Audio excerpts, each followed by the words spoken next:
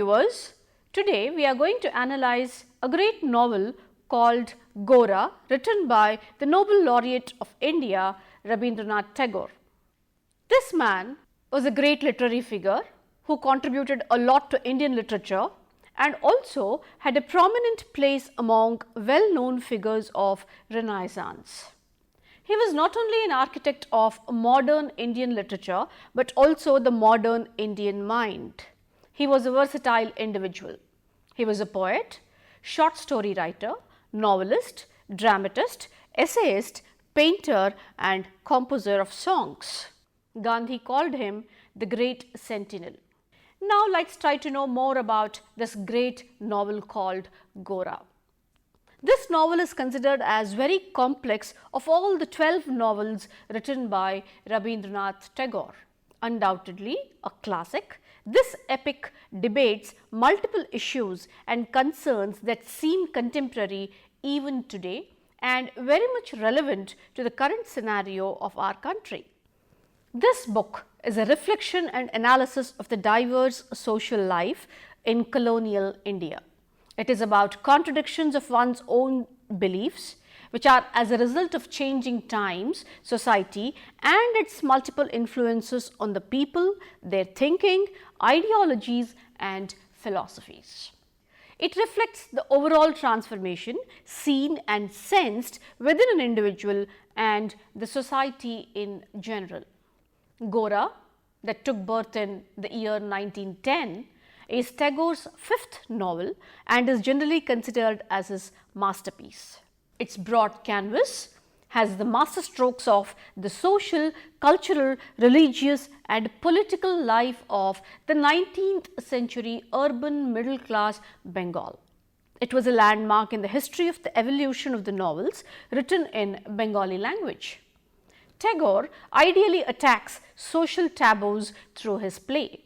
The Bengali society, with its traditional orthodox Hindus and the liberal Brahmo Samaj, is presented in the novel in a unique way. The very purpose of creating Gora was to save the society from the clutches of oppression, caste system and above all a strong voice to protest against alienating women from the mainstream. The novel is woven around Tagore's own transition from Hindu revivalism to universal brotherhood, from nationalism to internationalism, from acceptance to rigid Brahmoism and Hinduism to the religion of a man. It was translated into English by W. Pearson in 1924. Tagore struggled painstakingly to assimilate the West in his imagination without giving up his cultural integrity. This novel gives the readers an insight into the battle of emotions that Indians fought towards whites and their supporters. The novel is an interface between an orthodox Hindu and liberal Brahmo Samaj followers. Gora, the protagonist of the novel, is a staunch supporter of Hinduism. The structure of the main plot is so strong that it convinces the readers that a strong India based on the tenets of Hinduism is definitely possible. But the climax comes as a shrewd shock to the readers. The author proves that such a belief is an illusion. At the end, most of the time the readers are left a little confused. Though this novel is written in 1909, Tagore viewed India how India should be, and for that reason the work deserves the title The Foundational Novel of India. The novel is set against the atmosphere of political excitement and religious debates that characterized the first decades of the last century in Bengal and in India. In the words of Asit Bandhopadhyaya, Gora is not only an epoch-making novel of modern Indian literature, it is certainly comparable with any epic novel of Europe in shape and size, in treatment and in execution. Now let us see what other great thinkers have to comment on this. In a similar vein, Niharanjan Roy, the eminent historian, eulogized Gora for its amplitude of ancient epics. Sukumar Sen, the renowned scholar, hailed it as a Mahabharata of modern India, while Tagore's biographer Krishna Kriplani praised the novel as the epic of India in transition. Gora mirrors Tagore's idealism and ideals about India, his thoughts, his activities, his anguish, his dreams, and also his disillusionment.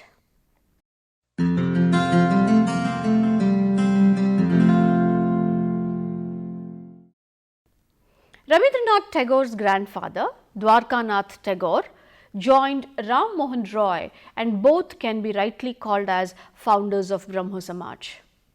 Several of Rabindranath's brothers were devoted members. The Samaj was actually headquartered in the Tagore home in Calcutta for a time when Rabindranath was a boy and Keshub Sen was taking over the leadership from Debendranath. A schism occurred in the Samaj which introduced hostility between Sen and the Tagore family. Sen promoted a kind of universalism which had strains of Christianity. The Tagores remained with what came to be known as Adi Brahma Samaj. Adi means original, which preached Hindu Brahmoism and Indian nationalism. In 1884, he became its leader and editor of its journal.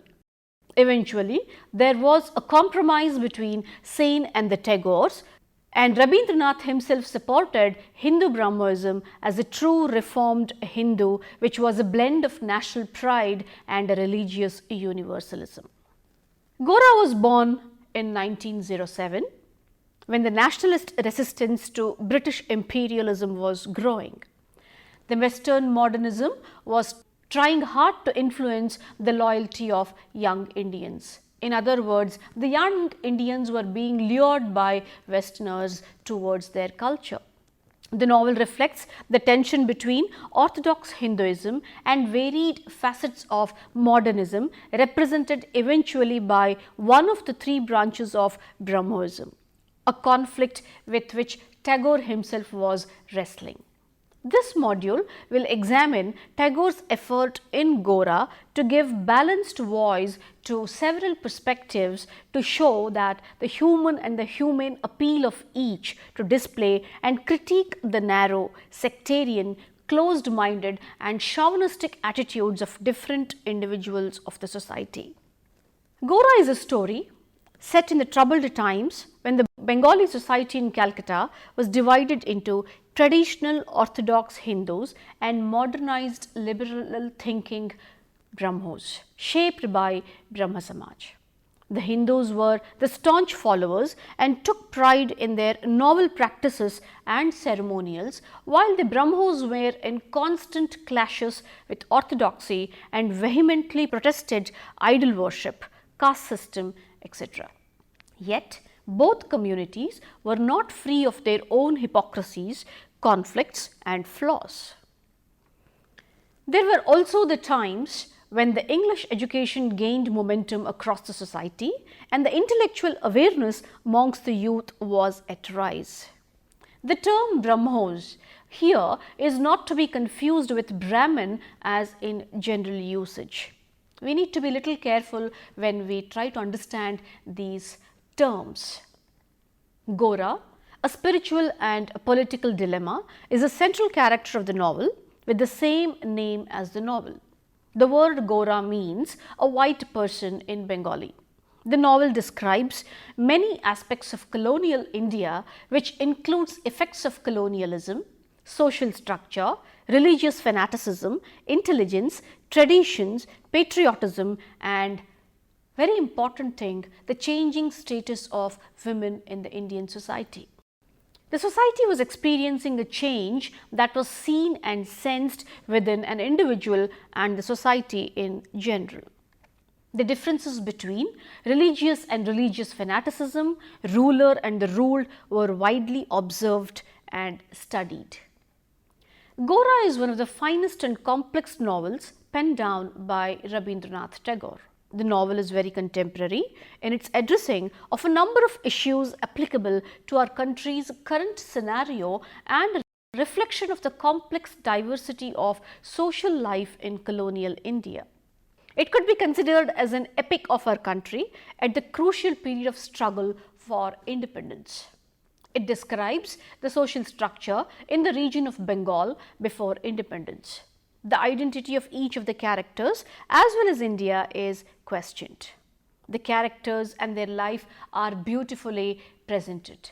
The novel is vast in scope and rich in thoughts. Each chapter ends with the reader craving for more. The story describes how the society sets boundaries, cultivates thoughts and places expectation on the young people who are becoming adults, and is a mixture of love and duty. The story gives the reader an insight into the conditions prevailing in the Bengal region of the colonial India.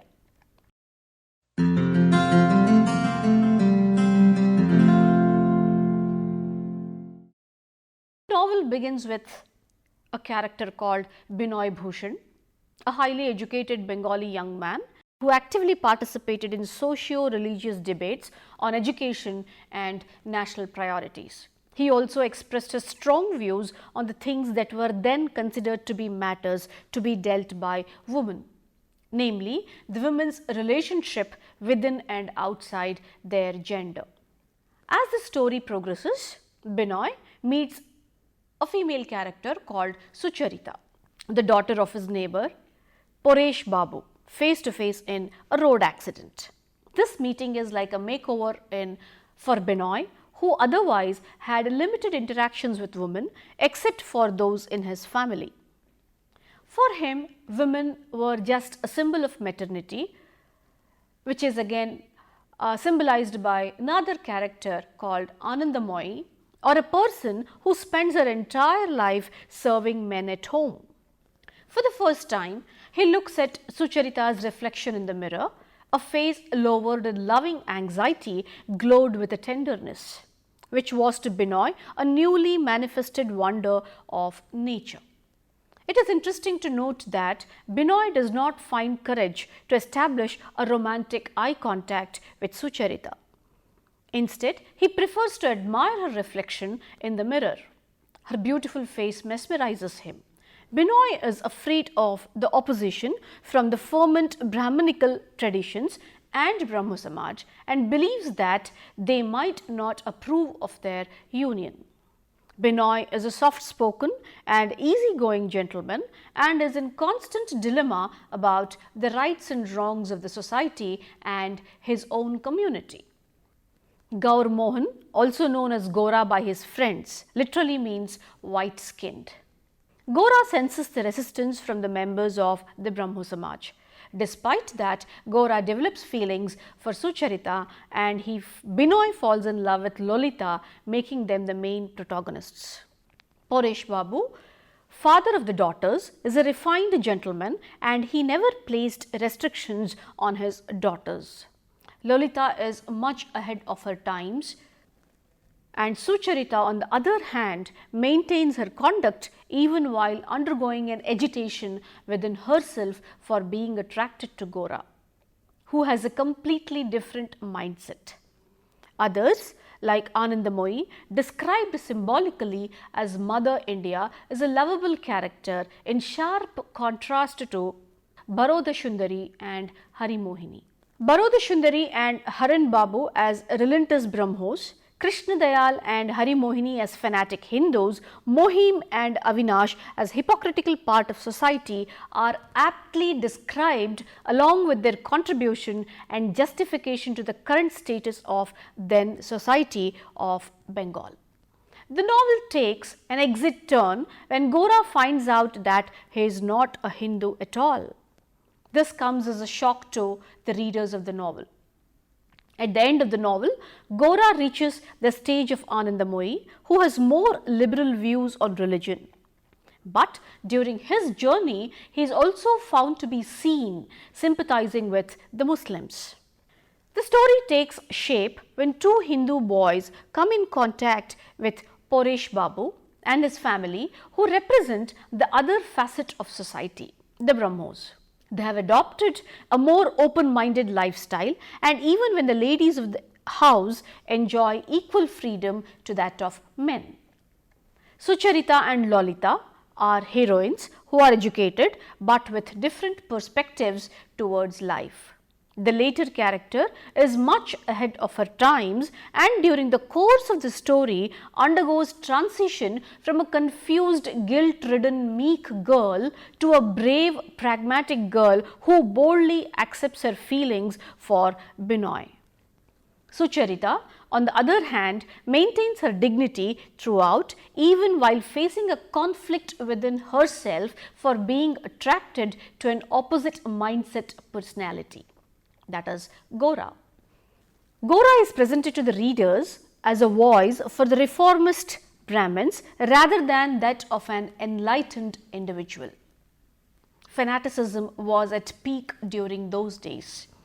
This tragedy of Gora's fate is comparable to the fate of Indian women who could be the best homemakers, or they can become like Kali or Shakti, ready to step out of home to free the society of all evils, but never as an ordinary woman in the educated Bengali society of that time.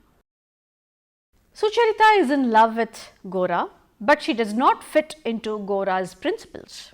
Ironically, she stands by him, especially when Gora found himself alone in the crowd of millions. Lolita is open-minded and modern, and eventually Binoy wins her heart.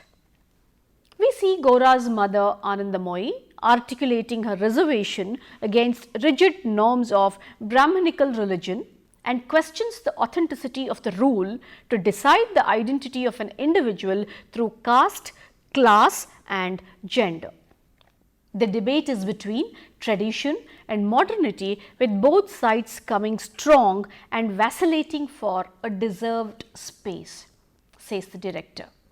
There is a gradual awakening in Gora, who realizes that humanity is the only religion that exists and the society should strictly imbibe and follow it.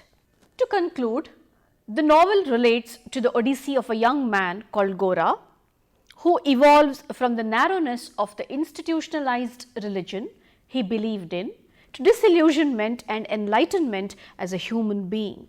The journey is surely eased by the fact that he had a liberal-minded Hindu surrogate mother in Anandamoyi.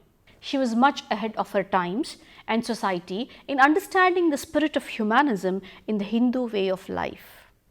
She had a liberal streak, always trying to assimilate the other ways of living, thinking and relating.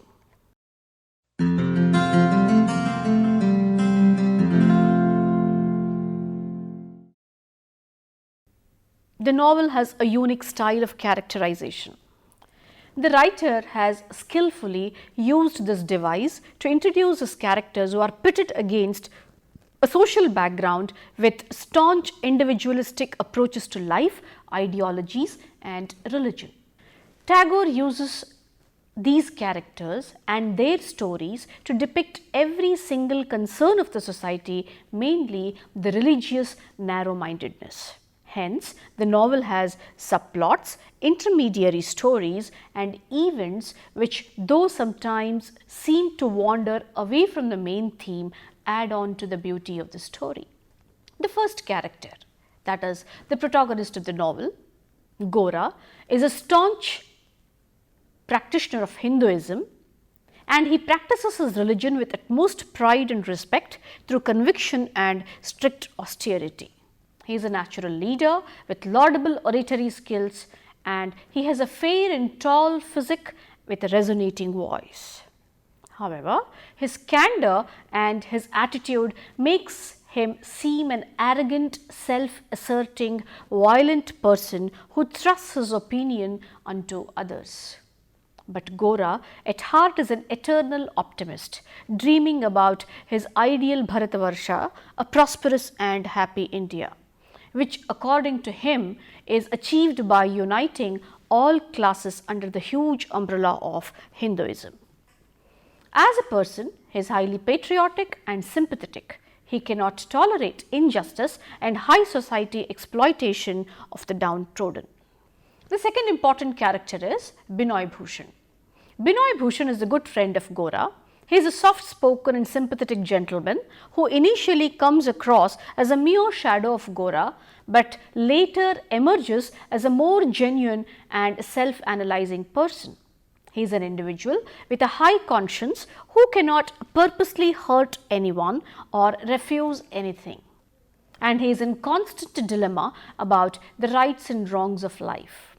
This is the character with which most of us can identify ourselves. He symbolizes the uncertainty that we undergo in our lives at various stages.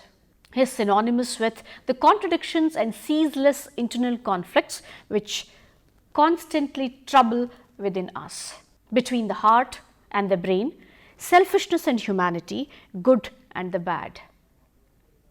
The third character is Sucharita.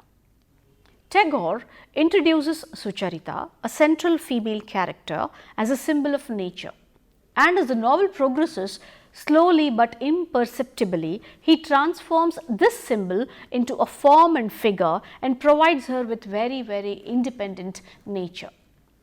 A motherly figure is the profile or the character of Anandamoyi. In the novel, Anandamoyi is shown as raising an Irish-British orphan as her own child. Well, he is none other than Gora again. Even though she is not his biological mother, she holds herself strong amidst societal pressures and shunning to raise a Gora child as a part of her own family. This is one of the first individualistic traits depicted in Anandamoyi. The character of Anandamoyi has been shown to be reflected in so many ways in the novel, with liberal and tolerant attitudes of her finding reflections in others who Gora comes to contact with and from whom he learns something in his life. Another character is Baradashundari. She is a Brahmo Samaj woman who is doubtful of everything that is Hindu. Barada's change is superficial. Tagore introduces the hypocrisy of the modern educated class through the voice of Baradashundari, who has a sour taste for idol worship, traditional clothes, religious names and everything that is non-Brahmo. The philosophy of Barada's version of Brahmo Samaj is not in the essence of Raja Ram Mohan Roy's teachings, but these are all social nuances the Brahmos had picked up from the British. She has an anglicized version of Brahmo Samaj, which really does not fit with the tenets of Brahmo Samaj. Nanda, another character, is a youthful son of a carpenter. He has been a very accomplished cricket player. In the mixed company of the elite and the subaltern members of the sports and cricket club founded by Gora in the neighborhood, Nanda stood easily first in every kind of manly exercise. A line describing Nanda. He stood easily first in every kind of manly exercise. Nanda could have been an ideal signifier for the virile young generation of the emerging nation in its anti-colonial struggle. But Nanda dies even before the early glimpses of his potential could be noticed. And the manner in which dies, that is, spread of tetanus infection in a small wound inflicted by a chisel as Nanda had been treated by a local exorcist, speaks volumes of chasm existing between the elite, nationalist projects of fighting with the imperial rules and setting up of indigenous institution of nation state and the real mass of illiterate subaltern classes. These classes, living amidst poverty, superstition, caste system, unhygienic surroundings, were surrounded by many other social evils, and it was very difficult to have access to modern society and raise the standards of their living.